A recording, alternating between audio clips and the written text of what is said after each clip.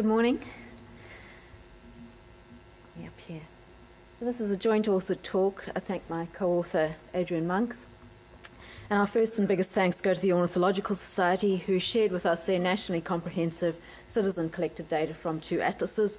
We've recently fit models to these data to account for effort, observers and season, which allows us to make direct spatial comparisons now between the 1970s and the early 2000s, which has not been possible till now. And I'll show you some of the results today. We've also got many people to thank for their beautiful photographs and colleagues for insightful comments. So the New Zealand Threat Classification list names 140 original land bird taxa. I've probably stolen some of the shags, Matt, that occurred on New Zealand's 3 main islands. Of these, 44 are considered extinct. That's 31.5%. Here are 2 Holocaust memorial slides. The taxa on them represent 10 different bird groups, and their names wouldn't fit on a single slide. But those extinctions are not the end of it. Of the so-called extant birds, 16 are now either absent from the mainland or too rare on the mainland now for us to model their distributions from atlas data. Fairy tern is among them, so is South Island kokako, last seen when I was born. And another 9 so rare we had to combine them with others in order to fit our models. And here they are. So it's a struggle to fit all of these species on one slide. Of the remainder, just 26 are not now considered to be either threatened or at risk of extinction, like the lucky bolshy tui. So that's the context for looking now at the remaining forest bird taxa that we could model. There's 20 of them. All are endemic but 1. And the deepest endemics I've put at the top in families that occur nowhere else in the world. These are family-level endemics. We move down this list here from deeper to shallower, that is more recent endemism, through subfamily, genus, and species-level endemics until we reach the only species that occurs somewhere else. So here I've combined them all to map the number of taxa per square. That's local richness in the 1970s and the early 2000s. Not surprisingly, you can see that our remaining forests have kept more forest birds. But the pattern has changed. On this change map at the right, orange-red is loss and blue is gain. I'll keep to that through the talk. You can see subtle increases, a few light blues, I hope, around the lower North Island, and also a subtle increase in Waitutu, but also some major decreases, major areas of orange, especially in western North Island and in our west coast forests.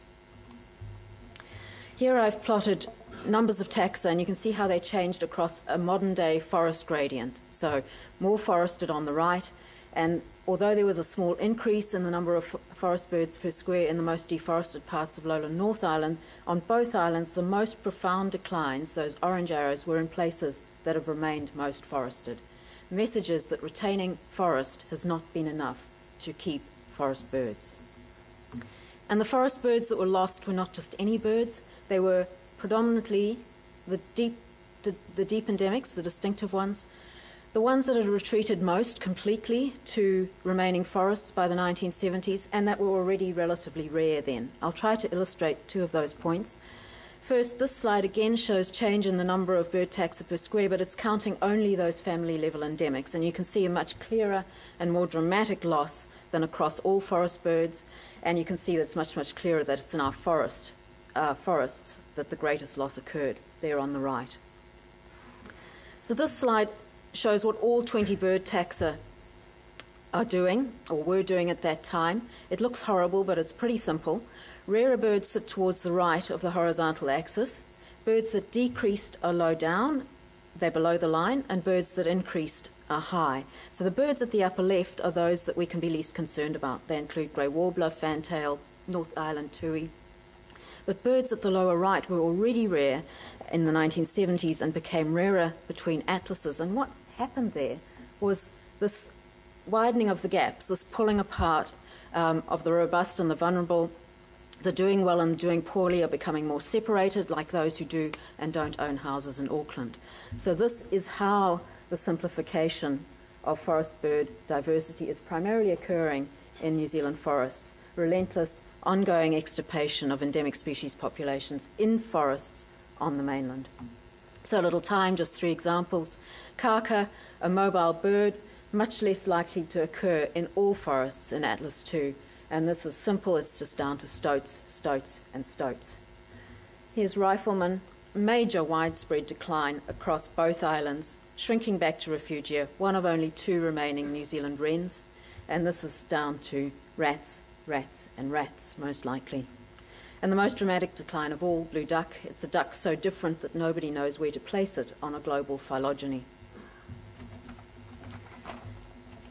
Change of scene to the 13 waders, terns and gulls which breed either on our coasts or inland and which share a taxonomic order, terradriforms. In the number of taxa per square, we see quite a simple pattern. If you focus on the change map on the right, things seem okay around the coast in blue, especially around Auckland, although not in Westland. But those orange areas in the interior, especially interior southern South Island, say that things are not okay at all. There were huge losses there. And this pattern really shows up when numbers of taxa are plotted for the 2 islands on distance from coast on the horizontal island. So the distance between the lines indicated by those arrows are the change between atlases. And it's inland that the atlases indicate that the problems are occurring, especially South Island. Which birds went? That's pretty simple. Mainly endemics and almost exclusively the inland breeders, indicated by bold text and these orange markers on this slide. So here's how each bird fared on the coast. Coastal breeding species are the grey symbols, and those, unlike fairy tern, that are still here, were mostly relatively common. They're positioned further towards the left, they mostly sit above the line, and so their occupancy, according to the atlas, generally increased. So here you see the change, with the coastal breeding birds generally moving to the left. Not so much with the inland breeding birds, though, the orange symbols. Many of them sit below the line, especially in the South Island, and they move to the right. And it's a different picture inland. Here, almost all changes were losses. They're shown by symbols below the line, and you can see by how much some of those species became more rare by the early 2000s. Some of these very large changes indeed. And unlike forest birds, the problem here is not only predators, it's also irrigation, which modifies and removes their breeding habitat through river abstraction and also direct conversion. So there are many birds and groups, land birds and groups I haven't covered, but the pattern is pretty general. There are some native birds that are adapting and doing okay in and near where people live.